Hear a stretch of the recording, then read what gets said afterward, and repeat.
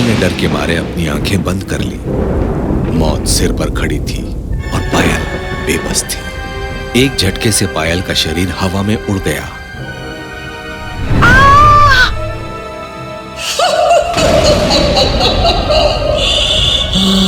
पायल का शरीर खंडहर में जा गिरा। चारों तरफ सन्नाटा था, जैसे कुछ हुआ ही ना हो। पता नहीं सूरज कितनी देर तक बेहोश रहा, लेकिन जब उसकी आंखें खुली वो कहीं और था। ब्रूनो, क्यों भौंक रहे हो? बाहर से आवाज आई और एक बूढ़ा आदमी अंदर आया। सूरज काफी डरा हुआ था। उसके मन में कई सवाल थे। बाबा, मैं आपको कहाँ मिला?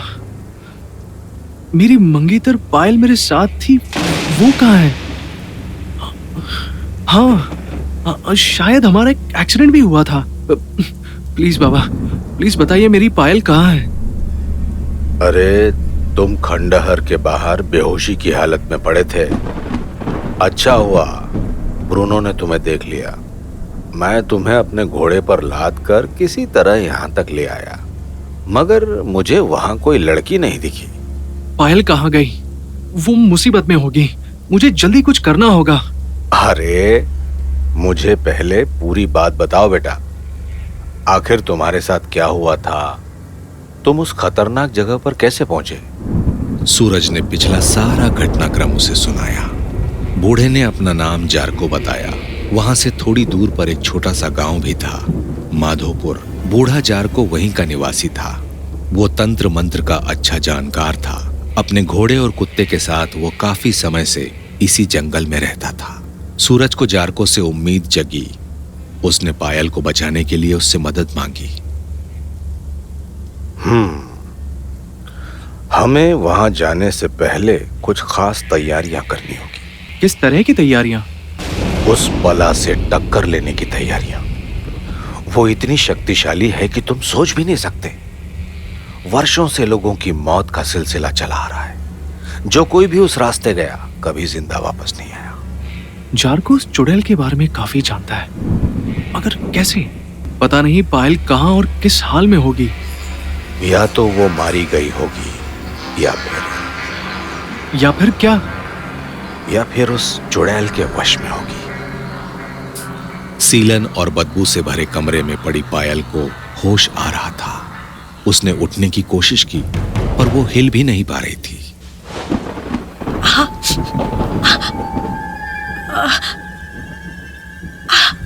पायल को सीने पर पत्थर की तरह दबाव महसूस हो रहा था।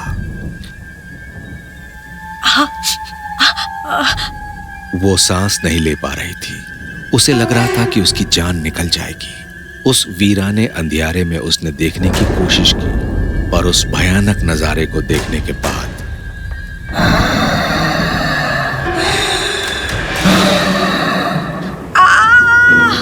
उसकी घुटी हुई आवाज ही बाहर आ सकी। सूरज और जारको के खंडहर पहुंचने तक शाम ढल चुकी थी। दोनों ने महल में प्रवेश किया। चलते चलते जारको अचानक से रुक गया।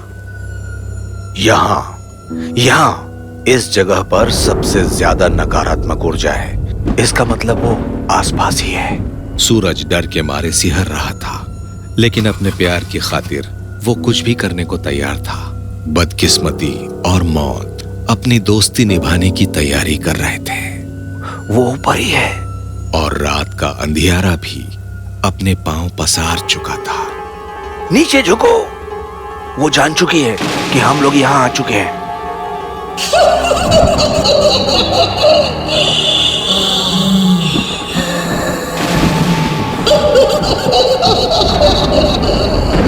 ओम ऐं ह्रीं श्रीं महाभीम ओम ऐं नमो भगवते महाबल पराक्रमाय महामारेश्वर रुद्रावतार ओम फट स्वाहा।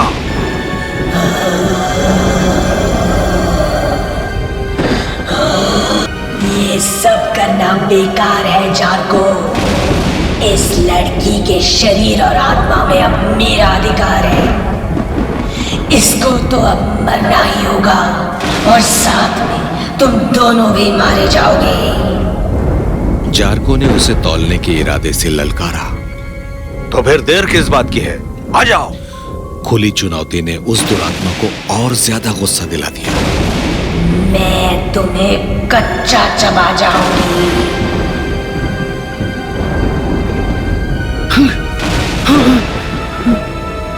ये नहीं हो सकता, ये तो पायल है। सूरज ने अपने मोह में पड़कर पायल की ओर जाने की गलती कर दी।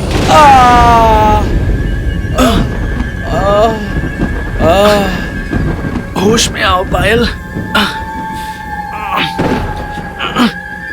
चुड़ैल जार्को की तरफ लपकी, लेकिन जार्को ने एक भस्म चुड़ैल के ऊपर फेंकी। पायल और चुड़ैल की मिलीजुली चीखों से पूरा खंडहर गूंज उठा।